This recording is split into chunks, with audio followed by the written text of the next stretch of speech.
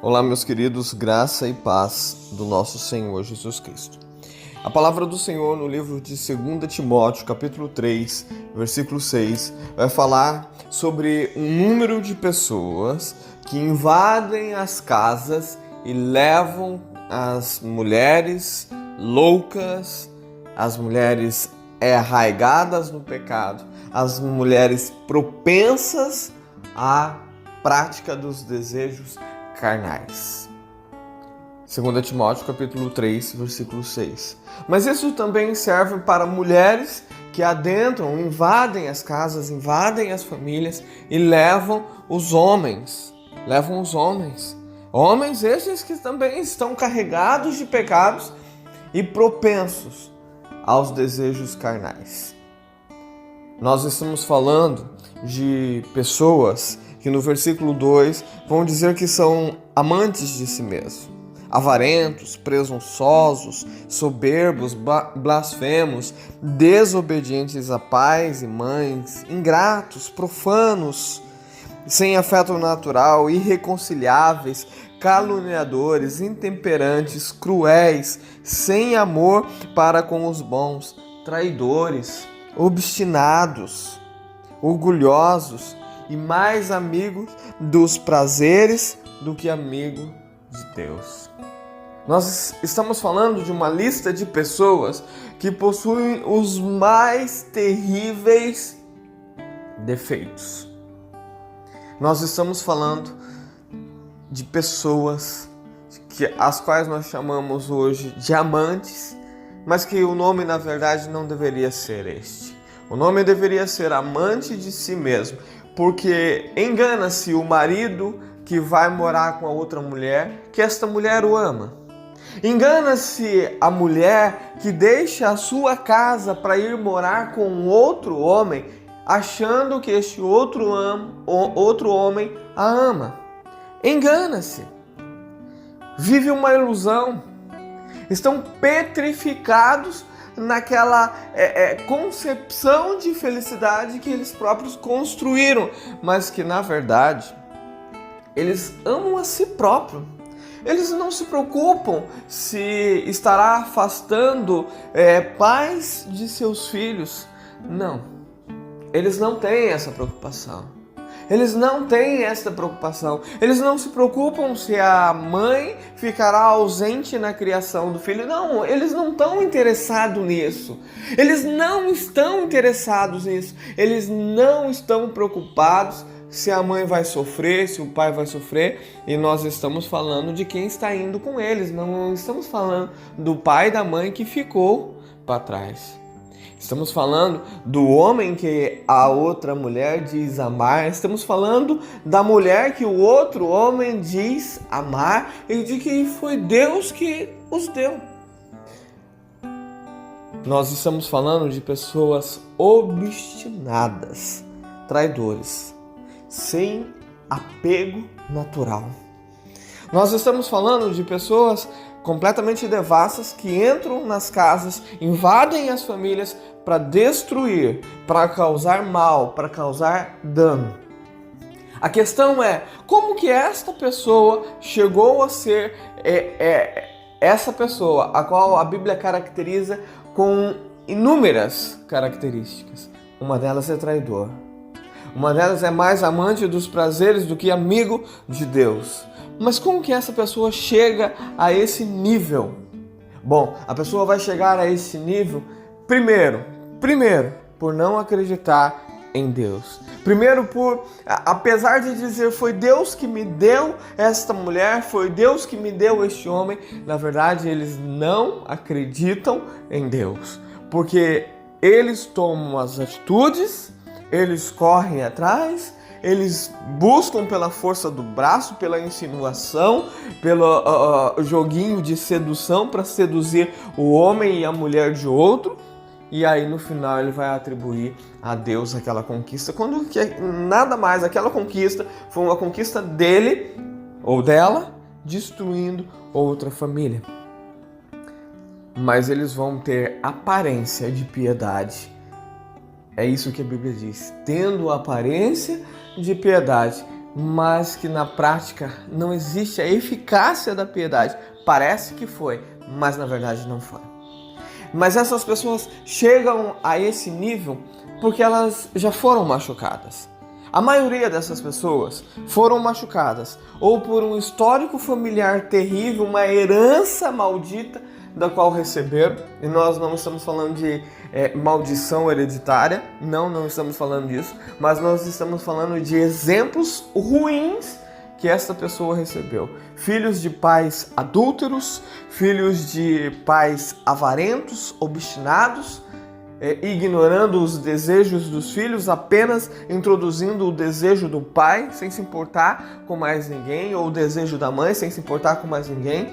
Estamos falando de homens e mulheres que se frustraram ao longo do caminho com namoradas, com noivas, com até mesmo casamentos, e aí foram sempre um abismo chamando outro abismo. É isso que a Bíblia diz. Um abismo sempre vai chamar outro abismo. Quando você olhar para a amante, para a mulher que está com o seu marido, olhe, não com um olhar de raiva, porque ela destruiu a tua família, mas olhe com um olhar de misericórdia, porque na verdade é o que ela necessita neste momento. Ela necessita de alguém que se importe o suficiente com ela para poder orar pela restauração da vida pessoal dela com Deus. Quando você olhar para o outro homem que está com a tua mulher, não olhe com ira, não olhe com o desejo de que morra, não. Olhe com um olhar de misericórdia. É claro que a misericórdia não está querendo livrar ele ou ela das consequências dos erros que cometeram. Isso não é misericórdia, isso é impunidade, completamente diferente. Mas a questão de que nós estamos falando de misericórdia, um olhar misericordioso, de compaixão, é pela alma dela, pela vida dela que precisa ser reestruturada, reformulada, refeita e precisa ser na presença de Deus. É isso que você precisa olhar para a outra mulher ou outro homem. Quando você olhar para estas pessoas, tire a ira, tire a raiva, tire a sensação de injustiça de dentro do teu coração, substitua essas sensações, substitua por misericórdia, por um amor incondicional. Ela não merece ser amada, ele não merece ser amado, ela não merece a tua misericórdia, ela não merece as tuas orações, ele não merece que você se importe com ela, mas é neste momento que ela mais precisa e ele mais precisa das tuas intercessões. Não é por merecimento não, viu, queridos? Porque se fosse por merecimento, nem eu nem você estaríamos mais nesta terra, porque nós não merecemos a misericórdia de Deus. E, no entanto, Ele faz com que a misericórdia dele se renove a cada manhã, e o fato de eu e você estarmos vivos hoje aqui é porque a misericórdia dele já se renovou essa madrugada para mim e para você. Então renove também as misericórdias com relação a outra mulher, renove as misericórdias com relação ao outro homem, ora, interceda, busque pela redenção da vida dessas pessoas, porque elas são pessoas traidoras, obstinadas, e que pode até hoje você orando apenas pelo teu marido ou orando apenas pela tua esposa, você muitas vezes vai conseguir o objetivo que você quer, que é tirar o teu marido de perto dela, que é tirar a tua esposa de perto dele, que é ter a restauração do teu lar, que é ter a restauração da tua família. Mas imagine que se você não orar pela outra mulher, esta mesma mulher irá destruir outros casamentos, porque ela não terá a transformação necessária na vida dela. Ela vai deixar o teu marido em paz, porque você está orando pelo teu marido. Teu marido vai se libertar, mas ela ainda não estará liberta e ela destruirá outros casamentos. A mesma coisa vai acontecer se você orar apenas pela transformação, pela libertação, pela salvação da tua esposa. A tua esposa vai se libertar, vai voltar para os caminhos do Senhor, vai voltar para casa, vai restaurar o seu casamento, Mas em contrapartida, o outro homem não será liberto porque você não clamou por ele. Muitas vezes, querido, só tem você para clamar. Muitas vezes o lar dele está completamente desfeito, dele ou dela está completamente desfeito, desestruturado, e não tem pai ou mãe para orar por ele. Não tem uma outra mulher, uma outra pessoa para orar por ele, não tem um outro homem para orar por ela. Então, na verdade, o que vai acontecer é que ninguém vai orar. E como eles já estão entregues às concupiscências mundanas, provavelmente eles continuarão desta forma.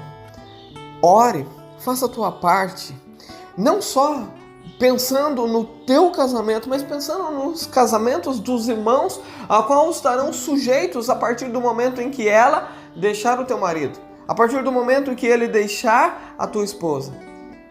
Ela, a mesma mulher, o mesmo homem, traidor, obstinado, avarento, presunçoso, com todas as características que a Bíblia descreve, vão entrar em mais uma casa, vão arrancar mais uma mulher, mais um homem de dentro das suas famílias, causando mais destruição. Está na hora de você olhar um pouco mais, além do que a sua simples situação. Está na hora de você olhar com misericórdia para as pessoas que estão causando os males e para as pessoas que podem sofrer com esses males. Hoje está sendo você e sua família, mas a sua família vai ser restaurada, seu marido vai ser liberto, sua esposa vai ser liberta, mas e as outras vidas? As outras vidas, essas não importam? Esse é o problema deles, cada um que lute por si, ou você pode fazer este papel e lutar para que outras pessoas não venham sofrer o que você está sofrendo. Orar, jejuar, clamar para que outras pessoas não passem pelo mesmo deserto que você está passando. Você tem essa capacidade? Resta saber se você tem esse desejo. Que Deus abençoe a todos.